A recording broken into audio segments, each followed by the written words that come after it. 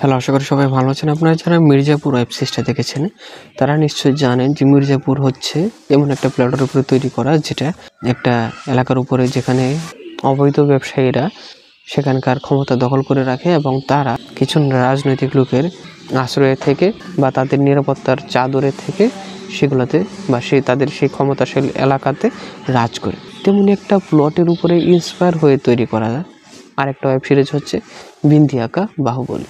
এটা আসলে পরিচালকেরা বা গল্পের কেউ বা ওই ওয়েব সিরিজের কেউ বলে নাই, জাস্ট আমার দেখে মনে হয়েছে যে এটা ওইখান থেকে ইন্সপায়ার হয়ে তৈরি করা।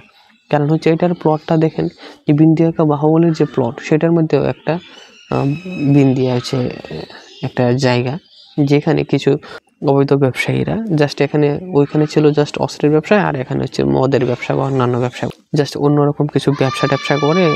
এবং তারা ওই মির্জাপুরের কালুন ভাইয়ার মতন তাদের এলাকায় যাতে কোনো প্রবলেম না হয় বা তারা যাতে কোনো প্রবলেমে না পড়ে, সেটার জন্য তারা কি তাদের ঊর্ধ্বতনদের বিভিন্ন ধরনের অবৈধ টাকা পয়সা দেয় ইলেকশনের সময় বা ইলেকশন করার জন্য। সেম রকম প্লট, কিন্তু জাস্ট আলাদা। কিন্তু আরেকটা ব্যাপার হচ্ছে যে সেম প্লট হলেও ভালো সিনেমা বা ভালো ওয়েব সিরিজ তৈরি করা যায় যদি সেগুলার ক্যারেক্টারগুলা গোছানো হয়। কিন্তু আমার কাছে মনে হয়েছে যে মির্জাপুরের মধ্যে যেমন কালীন ভাইয়া, মুন্না ভাইয়া বা গুড্ডু ভাইয়ার যে ক্যারেক্টারগুলা, সেই ক্যারেক্টারগুলা কিন্তু আমার কাছে অন্ততপক্ষে মনে হয়েছে যে প্রথম 2টা সিজনে খুব গোছানো ছিল। পরেরটার আমার কাছে এত গোছানো মনে হয় না, কিন্তু প্রথম 2 সিজনে খুব গোছানো ছিল এরকম মনে হয়েছে। তেমনি এইখানে যদি গোছানো থাকতো ক্যারেক্টারগুলো, আমার কাছে মনে হয়তো যে এইটাও একটা অন্যতম মির্জাপুরের মতন ভালো ওয়েব সিরিজ। কিন্তু এইখানের যে ক্যারেক্টারগুলো সেগুলো আসলে গোছানো না। যেমন এখানে রণবীর শৌরে, সৌরভ শুক্লা, তনিষ্ঠা চ্যাটার্জি, ভাইনেট কুমার, এদের যে ক্যারেক্টারগুলো সেগুলো যেরকমভাবে এন্ট্রি নেয় এবং যেরকমভাবে তাদের করার কথাবার্তা বা চরিত্র আগায়, সেই অনুযায়ী তারা সেটার দম ধরে রাখতে পারেনি। যেই কারণে মনে হয়েছে যে এটা মির্জাপুর লেভেলে বা তার চেয়ে বেটার একটা ওয়েব সিরিজ হতে পারতো, কিন্তু ক্যারেক্টার গোছানো না হওয়ার কারণে এটা কি বাজে হয়ে গিয়েছে আমার কাছে মনে হয়েছে। দেখেন, একটা সিনেমাতে ক্যারেক্টারগুলো তৈরি করা হয়, অনেকগুলো ক্যারেক্টার প্রায় 1.5-2 ঘন্টার মধ্যে সিনেমার মধ্যে, অথবা কোনো ক্ষেত্রে 3 ঘন্টার সিনেমা হয়। কিন্তু যখন একটা 5 ঘন্টা বা এর কম বেশির একটা ওয়েব সিরিজ তৈরি করা হয়, সেখানে অবশ্যই ক্যারেক্টার যতগুলাই আসুক ক্যারেক্টারগুলো গোছানো থাকা লাগবে। না হলে ক্যারেক্টারের এন্ট্রি বা ফিনিশিং যত ভালোই দেন, সেগুলো কিন্তু এনজয়েবল হবে না। তো আমার কাছে মনে হয়েছে এই কারণে যে এটা ভালো করতে না পারার কারণ হচ্ছে এটার যে স্ক্রিপ্ট রাইটার, সে এত গুরুত্ব দিয়ে বা এত যত্নকারে সহকারে হয়তো বা লিখে নেয়। আর হচ্ছে এর পরিচালক রাজ অমিত কুমার, সে হয়তো বা এটা ওই রকম সিরিয়াসলি করে না, অথবা আমি অবশ্য তার কাজ আগে দেখি নাই, যে কারণে আমি আসলে বলতে পারছি না যে তার আগের কাজগুলো কেমন ছিল বা এটা তার নতুন কাজ কিনা, আমি অবশ্যই এত জানি না। তবে কাজটা আমার কাছে ভালো লাগে না, যে কারণে আমি তাদের ব্যাপারে নিয়ে আর ইন্টারেস্ট ফিল করি নাই। কিন্তু এখানে অনেক কাজ করা যেত, যেমন সৌরভ শুক্লার ক্যারেক্টারগুলো দিয়ে আরও ভালো কিছু করা যেত। যেমন এখানে কয়েকটা এপিসোড যাওয়ার পরে সৌরভ শুক্লা তাদের ফ্যামিলিতে কে বাহুবলী হবে বা কে প্রধান হবে সে নিয়ে একটা ভোটিংয়ের আয়োজন করার কথা বলে, এবং এগুলো নিয়ে মানুষকে হেস্তনেস্তের মধ্যে ফেলে দেয়। এটা কোনো লজিকে আমার কাছে মনে হয় না পড়েছে, মানে গল্প অনুযায়ী। আবার মনে করেন যে সৌরভ শুক্লার ছোটো ভাই হিসেবে রয়েছে ভাইনেট কুমার আপনার মহারানী অথবা অজয় দেবগন অভিনীত ভোলা, এইসব সিনেমাতে দেখেন যে সে কত ভালো রাজনৈতিক প্লেয়ার বা চিটিংবাজ প্লেয়ার হিসেবে সে তার ক্যারেক্টারগুলো প্লে করতে পেরেছে।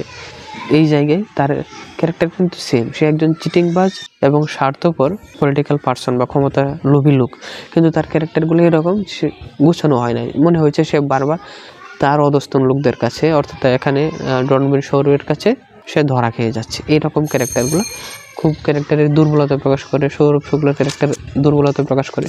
আবার মনে করেন যে রণবীর সৌরভ, সে একবার এক ধরনের ডিসিশন নিচ্ছে, সে যেরকম এন্ট্রি নেই, সে তো সেই হিসেবে এই ক্যারেক্টারটা অর্থাৎ রণবীর সৌরভের ক্যারেক্টারটা এই প্রথম সিজনে এসেই সে একটা টপ লেভেলের কোনো কিছু করে ফেলতে পারতো, কিন্তু সে ওই রকম কোনো কিছু করতে পেরেছে পারে নাই।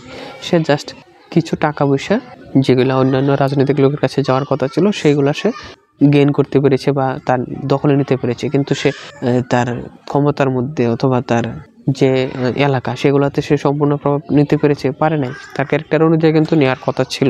আবার রণবীর শৌরের স্ত্রী হিসেবে তনিষ্ঠা রয়েছে, সে যেরকমভাবে তার স্বামীর প্রতি সাপোর্টিভ, তার ফ্যামিলিকে সে অর্থাৎ শ্বশুরবাড়ির ফ্যামিলিকে সে একটা বন্ডিংয়ে রাখে, যেরকম ক্যারেক্টার দেখিয়েছে সেই রকম সে কিছু করতে পেরেছে না। সে জাস্ট দেখেছে যে তার হাজব্যান্ডে তাকে রেখেও বাইরে ঘনিষ্ঠ হচ্ছে অথবা এরকম উশৃঙ্খল আচরণ করছে, সে এই ব্যাপারে কোনো হস্তক্ষেপই করছে না, যেটা আমি আরও সুন্দর করে দিই অথবা জামাইকে আরও উস্কায় দিই। এই ব্যাপার মানে যে কোনো সাইডে পজিটিভ হোক না নেগেটিভ হোক, সে কোনো ধরনের ক্যারেক্টারই প্লে করছে না, যেটা সে শুরু দিয়ে করছিল গল্পের শুরু দিয়ে। তো সেই হিসেবে বলবো যে এখানে যে প্রধান ক্যারেক্টারগুলো তার বেশিরভাগ কাজেই কিন্তু ক্যারেক্টার অনুযায়ী হয় নাই। মানে ক্যারেক্টার যে এরকম এন্ট্রি নিয়ে বা ক্যারেক্টার যে এরকমভাবে আস্তে আস্তে উপস্থাপনা শুরু করেছিল, সেই হিসাবে ক্যারেক্টারগুলো ঠিকঠাকভাবে আগে যায়নি, যে কারণে একটা ভালো প্লটে তৈরি করা হলেও এটা একটা বাজে ধরনের ওয়েব সিরিজ। তবে অবশ্যই এখানে কিছু ঘনিষ্ঠ সিন রয়েছে এবং কিছু কিছু ক্ষেত্রে কমেডি রয়েছে। আবার কিছু কিছু জায়গায় এরকম মনে হয়েছে যে এই ক্যারেক্টার বা ওই ক্যারেক্টারগুলো একটা ধামাকা দেবে, কিন্তু ধামাকা দেয় নাই, এরকম মনে হয়েছে। মানে একটা ভালো করেও ভালো কাজ করতে পারে নাই, বা এখানে এই ওয়েব সিরিজটা ভালো গল্প দিতে পারে নাই, ভালো উপস্থাপনাও দিতে পারে না।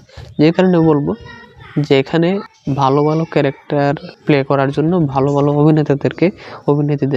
অভিনেত্রীদেরকে নেওয়া হয়েছে, কিন্তু কাজটা আসলে ভালো হয়নি। এটার উপরে বা এটার স্ক্রিপ্টের উপরে আরও বেশি সময় নিয়ে কাজটা করলে এটা আরও ভালো লেভেলের দর্শকপ্রিয়তা পেত আমার কাছে মনে হয়। এই ছিল আমার কথা।